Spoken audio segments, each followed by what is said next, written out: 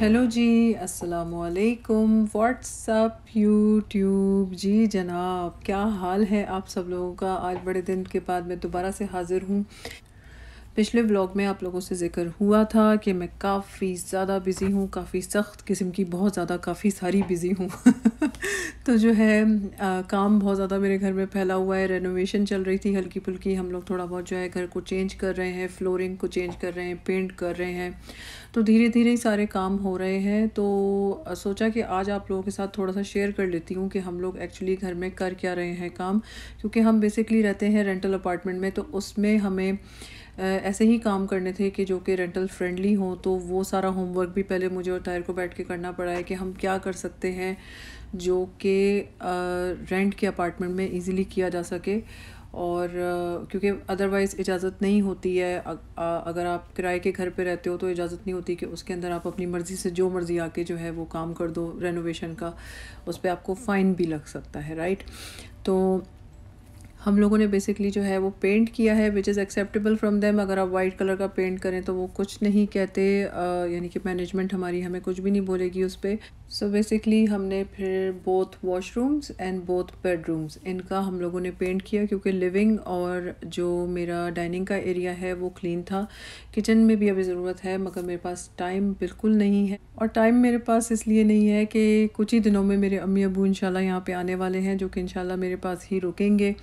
तो जितना मैं घर इस वक्त जो है वो सेट कर सकती थी मैं कर रही हूँ। बाकी इंशाल्लाह उनकी जब वापसी होगी तो उसके बाद होगा। तो बहरहाल इस वक्त हम लोगों ने, मैंने ज़िक्र किया पेंट हम लोगों ने किया है, साथ में हम लोगों ने फ्लोरिंग चेंज करने का प्लान किया which will be my bedroom, अजर एंड जजास bedroom and dining area as well. लेकिन डाइनिंग एरिया अभी हम नहीं कर रहे, ये हमारा प्लान है, ये सब प्लान में शामिल है चीज़ें, और किचन भी होगा। तो हम लोगों ने स्टार्ट लिया बच्चों के रूम से, जो कि फिल्थी था। ये जो फ्लोर लगा हुआ है ना, ये पता नहीं कोई बाबा आदम के ज़माने का लगा हुआ है यहाँ पे। तो ये येलोइश टोन में था और इसके छोटे छोटे प्लैंक्स हैं जो कि निकल जाते थे, और उफ़ ये मुझे बहुत बॉदर कर रहे थे। तो सारा सामान जो है बच्चों का लाके वो लिविंग रूम में जो है हमने पटक दिया है। और सबसे पहले जो हमने काम स्टार्ट किया है वो किया है पेंट से। तो सारा सामान जो है वो ज़ाहिर है पेंट करने से पहले भी बाहर निकालना पड़ा, क्योंकि उसके बगैर जो है वो नीटली पेंट हो नहीं सकता था। और ये सारी पेंट एक्सेसरी हमने यूज़ की थी। पेंटिंग ट्रे है, पेंटिंग ब्रशेज़ हैं, पेंट रोलर हैं, और बारीक वाले ब्रशेज़ भी, जो एक्चुअल पेंटिंग बनाने वाले ब्रशेज़ होते हैं बारीक वाले, स्मॉल वाले, वो भी मैं ले आई थी क्योंकि मुझे लगा कि इनकी भी शायद ज़रूरत पड़ जाए। सो बहरहाल सबसे पहले हमने जो है वो पूरे रूम को अब ऑब्वियसली ख़ाली किया है, और फिर मैंने किया है पूरा रूम प्रिपेयर। रूम प्रेप में बेसिकली यही चीज़ें आ जाती हैं, जैसे कि आपने रूम की सारी चीज़ें जो हैं वो बाहर निकाल दी, और तमाम वॉल्स को जो है हमने सैंड किया है। जिन जिन जगहों पे होल्स थे वॉल के ऊपर, उन पे पट्टी लगानी पड़ती है, that फिल्स up the holes of the wall, ताकि आपका जो पेंट का फिनिश है वो स्मूथ आए। तो बस सारा यही काम करते करते हमें 2-3 घंटे तो रूम को प्रेप करते करते ही समझें आप लोग के लग गए। उसके बाद जी फिर जब सैंडिंग हो गई थी सारे कमरे की, तो उसकी फिर सफाई करनी पड़ी अच्छी खासी, क्योंकि ये बारीक बारीक जो है कह लें कि सैंड की तरह ही, पाउडर की तरह ही होता है, जो लेफ़्ट ओवर होता है, जो ज़मीन पे गिरता है, जिसको वैक्यूम मुझे करना पड़ा। और जी अब इस वक्त जो है ना वो फाइनली रूम कम्प्लीटली प्रिपेयर्ड है फॉर पेंटिंग। और बस फिर हमने जो है वो पहले सारे रूम की एजिंग की है, और उसके बाद हमने स्टार्ट कर दिया था बच्चों के कमरे का पेंट। अच्छा जी, तकरीबन हमें पूरा दिन लग गया बच्चों का रूम पेंट करने में, क्योंकि ताहिर और मैं उतने एक्सपीरियंस भी नहीं है, तो हमें थोड़ा सा वक्त लग रहा था तो फिगर आउट कि किस तरह से पेंट करें कि सारा कमरा जो है वो रिफ़्रेश हो जाए। बहरहाल इस वक्त जो है अब ये है तकरीबन 4 या 5 दिन के बाद की वीडियो, जब हमारे फ्लोर्स वगैरह जो है वो तमाम आ गए थे, डिलीवर हो गए थे। तो उसके बाद जो है फिर हमने बच्चों के रूम की फ्लोरिंग स्टार्ट की। आप लोगों ने फ्लोर की सिचुएशन तो देख ही ली होगी, और वो जो प्लैंक्स हैं वो रखे हुए, वो कलर हमने सेलेक्ट किया था, that is like light grey colour है, और ये वाइनल फ्लोरिंग है जो कि बहुत इजी होती है। आगे जब इंस्टॉलेशन इसकी होगी तो आप लोग देखेंगे कि किस तरह से हमने इसको इंस्टॉल किया। और इस वक्त जो है ना, ये बेड्स बच्चों के इतने बड़े थे कि अगर इनको हम डोर से निकालना चाहते तो नियरली इम्पॉसिबल था। तो हमने इनको जो है ना से स्ट्रेट करके खड़ा कर दिया था, क्योंकि हमें कम्प्लीटली एम्प्टी रूम चाहिए था, जो कि पॉसिबल नहीं था इसको कम्प्लीटली एम्प्टी करना। जितनी चीज़ें निकाल सकते थे निकाल दी। बेड्स जो है वो हमने फ्रेम्स जो है बेड के वो खड़े कर दिए। एनीवे अब हमारा जो है वो फ्लोरिंग का काम हो चुका है स्टार्ट।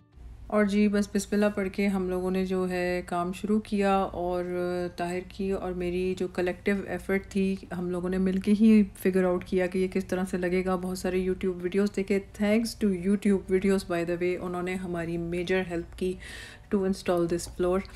और अच्छी बात यह है कि यहाँ पे काफ़ी ज़्यादा चीज़ें जो है ना वो ऐसी होती हैं जिसके लिए आपको हैंडीमैन वगैरह हायर करने की ज़रूरत नहीं पड़ती। किसी एक्सपर्ट को हायर करने की ज़रूरत नहीं पड़ती। हर चीज़ जो है वो यूज़र फ्रेंडली होती है। आप इजीली जो है वो ख़ुद भी काम कर सकते हो। और हमें कम से कम 5 से 6 बॉक्सेस लग जाएंगे इस रूम के लिए।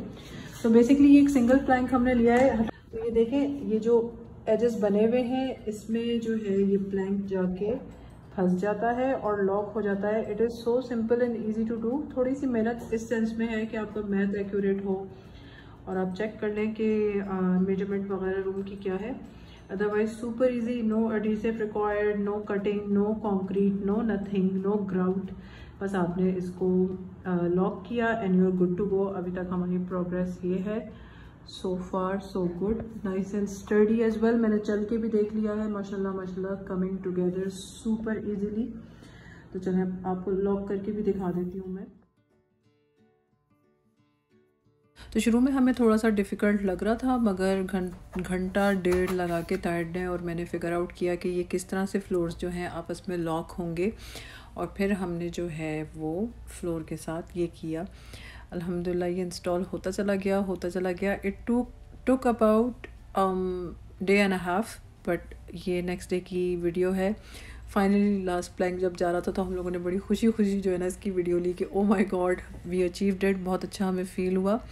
तो फ्लोरिंग हो गई है डन।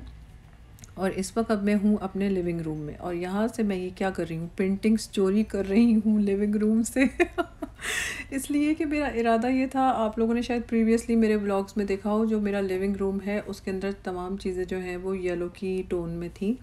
तो वो तमाम येलो सामान उठा के मैंने यहाँ इकट्ठा किया है और प्लान मैंने ये किया कि तमाम येलो सामान जो है वो बच्चों के अब बेडरूम में जाएगा, इंक्लूडिंग माई रग, cushions, painting and everything. Yellow colour बच्चों के रूम में शिफ्ट करने का इरादा इसलिए बना कि ये कलर बच्चों के रूम के लिए बड़ा ही अप्रोप्रिएट है और मुझे जो है ना कोई एक्स्ट्रा ख़र्चा भी नहीं करना पड़ा। सामान सारा वहाँ से उठा के मैंने यहाँ शिफ्ट कर दिया। ये बाय द वे मैं अक्सर करती हूँ, रूम की कलर स्कीम्स अगर मैंने चेंज करनी हो तो इधर की उधर उठा के, उधर की इधर उठा के रख दूँ तो आपको एक फ़्रेश चेंज मिल जाता है। बच्चों के बेडरूम में जो बेड्स हैं उनके ऊपर शेल्फ्स लगे हुए हैं, तो उसके ऊपर थोड़ा बहुत डेकोर का मैंने सामान रखा है। कुछ आइकिया से आया था। तो इस वक्त हम जो भी चीज़ें हमारे पास मौजूद हैं उनको प्लेस कर देंगे। उस वक्त मैं अजर की हेल्प ले रही थी और उन मोहतरम ने गलत तरीके से मेरी टेबल पे सामान रख दिया, तो मैं जो है उसको सही करके इस वक्त रख रही हूँ। This is what's happening right now. अच्छा, अब नेक्स्ट क्लिप में आप लोगों को नज़र आएंगी बेडशीट्स। ये मैंने पाकिस्तान से बनवाई थी। तो क्योंकि ये शेयर्ड रूम है, एक तरफ अजर है और एक तरफ जज़ा है, तो ये बेडशीट सेट ही है, मगर ये मैंने पाकिस्तान में स्पेशली ऑर्डर करके बनवाया था। ये भी आप लोगों के लिए आइडिया है, अगर बेटा और बेटी आपका रूम शेयर करते हैं तो आप बेडशीट ज़रूरी नहीं है एक सी बिछाएं। एक ऐसी बिछा लें जो लड़कों के लिए अप्रोप्रिएट है और एक ऐसी जो गर्ल्स के लिए, लेकिन वो बेडशीट्स आपस में भी कोऑर्डिनेट करती हुई हों। अजर की बेडशीट में हल्का सा मस्टर्ड शेड है जो कि जज़ा की पूरी बेडशीट पर है, so they look nice and coordinated. बाकी छोटे मोटे ये गमले शमले क्या कहेंगे इनको ये कप्स है, हुक कप्स है, जो कि मैंने इनके बेड के साइड पे टांग दिए थे, जिसमें ये अपना एक्सेसरी, क्या कहते हैं उसको, एक्सेसरी नहीं डिवाइस वो रख सकते हैं। अच्छा, ये जो है आप लोगों को याद होगा बैल्कनी मेकओवर में ये प्लांट्स मैंने लिए थे। अब क्योंकि मौसम ऑफ है तो इन प्लांट्स को मैं अंदर ले आई थी और ये ग्रीन मग्स जो हैं मेरे एक्स्ट्रा पड़े हुए थे मेरे पास, जो मेरा कोरल का सेट था वो ये उसके साथ आए थे, तो ये टूट गए थे। तो मैं 6 का ही सेट इस्तेमाल करती हूँ। 4 का सेट रह गया था, तो मैंने कहा अब ये जो है ना किचन में नहीं रहेगा। तो इसको मैंने इस तरह से कह लें कि रीपर्पस कर लिया, और थोड़ी बहुत और क्यूट सी जो भी चीज़ें बच्चों के कमरे में मुझे लगा कि अप्रोप्रिएट लगेंगी, वो मैंने ला के जो है वो रख दी हैं।